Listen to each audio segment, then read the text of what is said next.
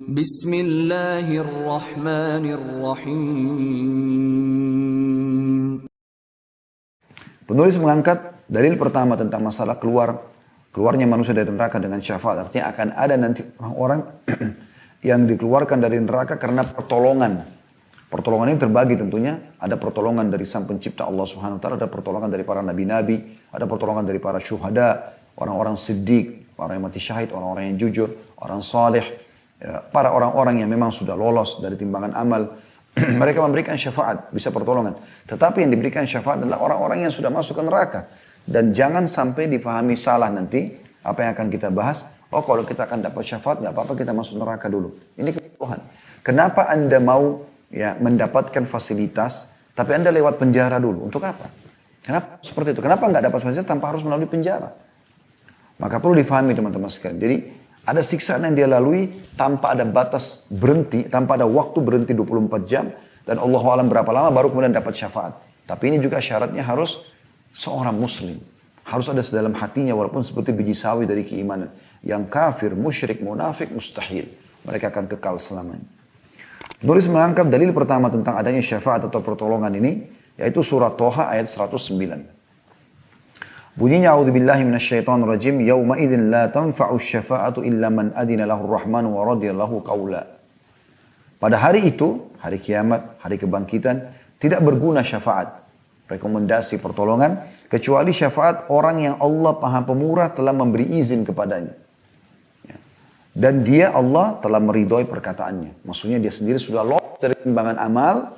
Jadi dia sudah lolos dari timbangan amal. Dia sudah amal solehnya lebih baik daripada amal buruknya. Maka Allah izinkan dia. Dan tergantung. Allah izinkan dia memberikan syafaat 1 orang, 2 orang, 3 orang. Tentu ada orang yang mungkin sangat dekat dengan Allah Subhanahu Wa Taala. Dia bisa memberikan ya sampai sejumlah suku Mudhar. Kita pernah jelaskan di 2 pertemuan yang lalu ya. Bagaimana kata Nabi SAW waktu menjelaskan tentang keras dan besarnya tubuh ahli neraka. Kata Nabi SAW, sungguhnya ada dari umatku orang yang bisa memberikan syafaat sampai sejumlah suku Mudhar atau Mudhar. Mudhar itu bisa 100.000 ke atas orang.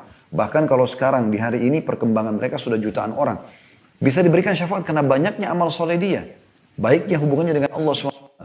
Dan ada orang dari umatku yang akan menjadi penghuni neraka dan menjadi salah satu dari sudutnya. Karena besarnya tubuhnya untuk disiksa. Karena banyak sekali dosa yang dia lakukan. Itu dari umat Islam. Gitu kan? Dari umat Islam. Tapi ada yang memberikan syafaat di sini. Semoga kita termasuk insya Allah di dalam yang bisa memberikan syafaat orang-orang yang kita cintai atau orang kita kenal ataupun tidak kenal dari kaum muslimin. Sehingga mereka selamat dari siksa. Juga boleh mengangkat dalil yang kedua surah Az-Zumar ayat 44. Surah nomor 39. A'udzu billahi minasyaitonir rajim. Qul lillahi syafa'atu jami'a lahu mulkus samawati wal ard thumma ilaihi turja'un. Katakanlah, hanya kepunyaan Allah syafaat itu semuanya. Kepunyaannya lah kerajaan langit dan bumi. Kemudian kepadanya lah kamu dikembalikan. Jadi saksi bahasan potongan awal ayat, yaitu hanya kepunyaan Allah lah syafaat itu semuanya. Maksudnya hanya Allah yang nanti akan mengizinkan di akhirat untuk memberikan pertolongan. Dan ini luar biasa. Kalau ada orang yang sudah masuk neraka bisa dikeluarkan, itu luar biasa. Ya. Termasuk teman-teman sekalian cari teman-teman yang baik dan soleh. Bagi wanita solehah. Ini bisa menjadi penyelamat dari api neraka. Dalam sebuah riwayat disebutkan. Sebelum kita baca lanjutan dalilnya. Akan ada orang nanti di hari kiamat di neraka dikeluarkan. Dikeluarkan dari api neraka. Kemudian orang-orang neraka. Ada satu ahli surga berkata begini. Ya Allah.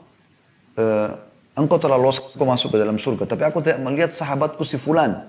Sahabatnya kebetulan orang muslim tapi banyak dosanya. Maka di mana ya Allah? Maka Allah pun berkata, carilah saudaramu itu di neraka.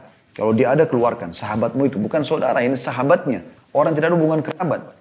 Kemudian dia pun mencari dan ditemukan lalu dia keluarkan. Pada saat dikeluarkan, ahli neraka bertanya, kenapa si fulan keluar? Karena setiap ada orang dikeluarkan dari neraka mereka saksikan. Dan mereka, oh ini keluar karena ini, karena itu, karena ini. Jadi banyak alasan. Karena memang dosanya sudah bersih. Karena Allah yang menyelamatkan dia. Karena syafaat para nabi-nabi. Maka mereka cari tahu kenapa. Ada apa? Kenapa orang ini dikeluarkan? Apakah ada para nabi-nabi berikan syafaat? Adakah saudara-saudaranya, ya, kerabatnya? Maka mereka mengatakan, ya, Lalu kemudian ditanyakan kepada malaikat pun menjawab, bukan tanyakan, malaikat menjawab mengatakan sesungguhnya dia memiliki seorang teman yang sudah masuk surga yang meminta dia agar dikeluarkan bersamanya. Maka pada saat itu mereka pun berharap, mereka berharap punya sadiqun hamim kata Allah dalam Al-Quran. Mereka berharap selama dunia punya teman-teman orang saleh, orang baik yang bisa menyelamatkan mereka. Itu harus kita jadikan sebagai target kita. Gak ada lagi teman-teman yang buruk yang akhirnya membawa kita pada kelalaian, pada kesehatan. Karena itu sia-sia saja. Di dunia kita jadi lalai, di akhirat pun kita jadi celaka. Kemudian penulis juga mengangkat dalam surah Zukhruf ayat 86. Ya. Di dalam buku kita seperti biasa di sini tidak ditulis oleh penerbit ayat Al-Qur'annya. Kita coba buka dari aplikasi Al-Qur'an di handphone insyaAllah. Ayat 86 dari surah Zukhruf. Yang bunyinya A'udzubillahi minasyaitonirrajim. وَلَا يَمْلِكُ الَّذِينَ يَدْعُونَ مِنْ دُونِهِ الشَّفَاعَةَ إِلَّا مَنْ شَهِدَ بِالْحَقِّ وَهُمْ يَعْلَمُونَ.